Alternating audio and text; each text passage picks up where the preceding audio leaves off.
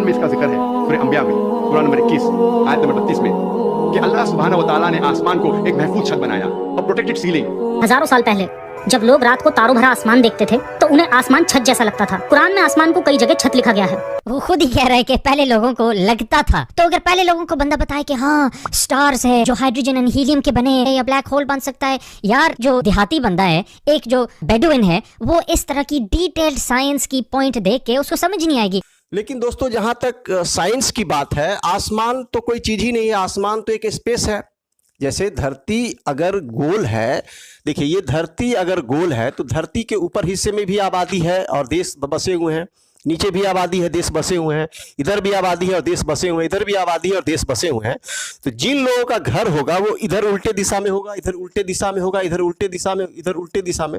इनके लिए जो आसमान होगा वो इधर होगा, नीचे होगा। इनके लिए आसमान ऊपर होगा, इनके लिए आसमान इस तरफ होगा, इनके लिए आसमान इस तरफ होगा। तो भाई आसमान जो छत वाली बात कही गई है धार्मिक पुस्तक में कि आसमान जो है वो छत है, तो फिर छत जो है वो किस तरह का छत है, इसको आप जरा बताइए कि ऐसे गोल छत है। अब यहाँ समझना ये है कि देखिए ये है आपको ज़मीन, ये ज़मीन हो गया, देखिए ये ज़मीन हो गया, और ये वाला जो है ये आसमान हो गया, ये देखिए।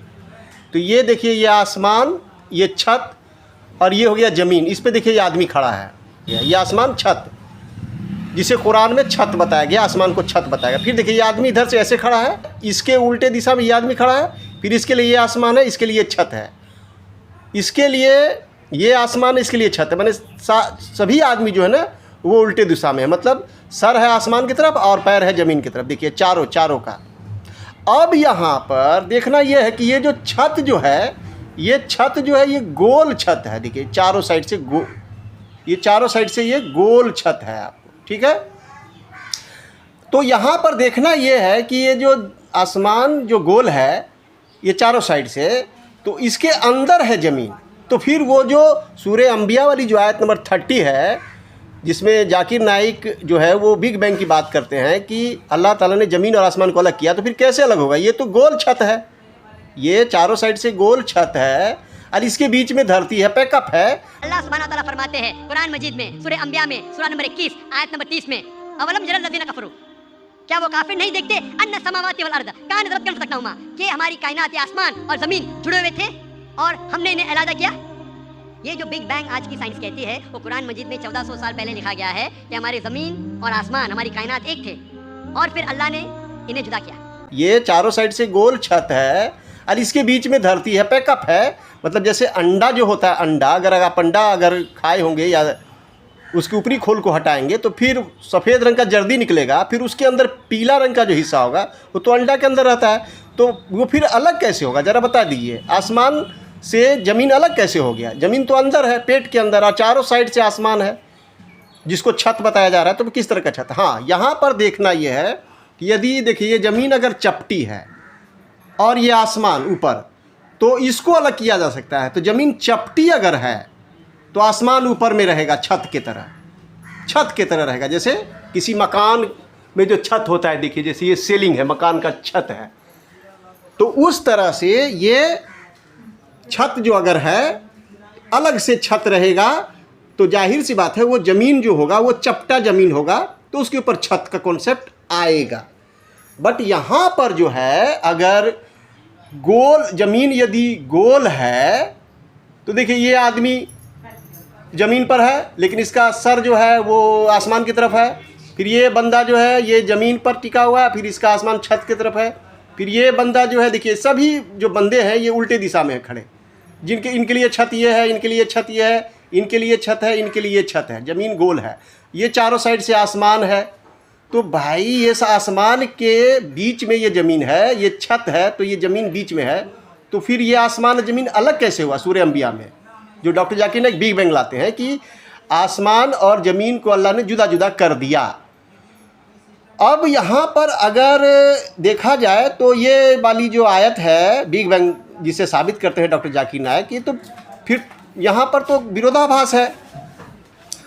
अगर मान लीजिए ज़मीन चपटी है तो फिर आसमान भी चपटा होगा, ऊपर अलग कर दिया गया छत की तरह, ज़मीन नीचे हो जाएगा।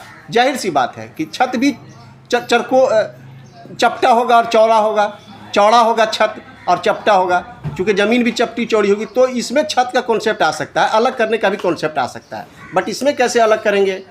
सूरह अंबिया आयत नंबर 30 कि आसमान ज़मीन मिले हुए थे और हमने उसे जुदा जुदा कर दिया।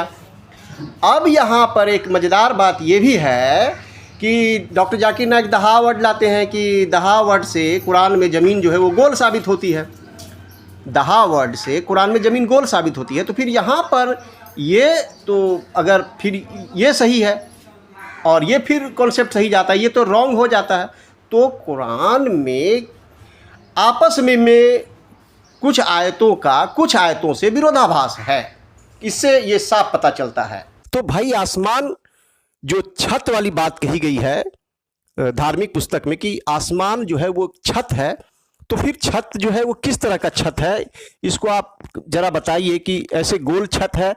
तो विज्ञान जो वो कहता है कि एक्चुअल में ये छत नहीं है, ये आसमान तो बस एक नाम है, एक्चुअल में ये स्पेस है, एक खाली जगह है जो हमें एक नीला दिखता है, तो हम उसको आसमान मान लेते हैं। अब देखिए यहाँ पर आप देखेंगे सूरह बकरह आयत नंबर 22, इसमें स्पष्ट रूप में कहा जा रहा है कि ज़मीन को मैंने फर्श बनाया, हमने ज़मीन को फर्श बनाया और आसमान को छत। बिस्मिल्लाहिर्रहमानिर्रहीम अल्लज़ी जअल लकुमुल अर्ज़ फ़िराशन वस्समाअ बिनाअ वअंज़ला मिनस समाइ माअन फ़अख़रज बिही मिनस समराति रिज़्क़न लकुम फ़ला तजअलू लिल्लाहि अंदादन वअंतुम तअलमून।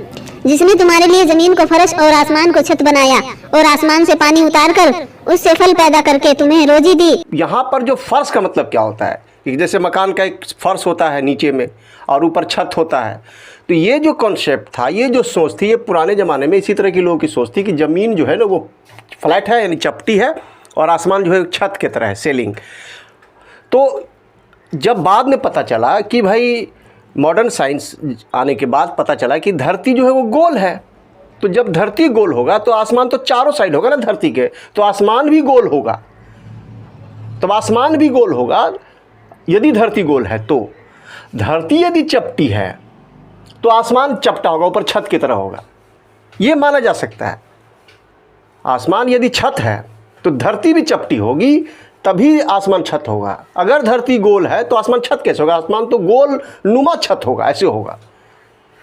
और फिर सूरह अंबिया में ज़मीन आसमान को अलग करने की बात है, तो अगर आसमान गोल आसमान है और उसके बीच में पेट में यदि धरती है तो फिर उसको कैसे आप अलग करेंगे?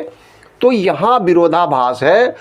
कुरान के अंदर ही एक आयत दूसरी आयतों में विरोधाभास है कि भाई कुरान में एक जगह दहा है जिसका मतलब होता है शुतुरमुर्ग के अंडे, माने अंडे जैसी धरती है, माने यहाँ भी धरती गोल होने का प्रमाण मिल रहा है डॉक्टर जाकिर नाइक के द्वारा। हालांकि कुरान में बहुत जगह चटाई जैसा बिछा दिया या बिछौने जैसा बिछा दिया या फैला दिया, मतलब इस तरह की जो बातें हैं वो कई जगह लिखी हुई है, माने कई आयतों में आपको मिल जाएगी। लेकिन जो गोल वर्ड है वो दहा वर्ड जो है मात्र एक ही है जो डॉक्टर जाकिर नाइक ला रहे हैं। हालांकि डॉक्टर जाकिर नाइक ये भी बोल रहे हैं कि दहा का एक और मतलब होता है, वो है फैला हुआ या फैलाना। खैर दोस्तों, अगर आपको मेरी इन बातों पर यदि यकीन न हो रहा हो तो आप कमेंट कर मुझे सही जानकारी दें ताकि मैं अपनी बातों को वापस ले लूं और मैं भी आपसे कुछ सीखूं।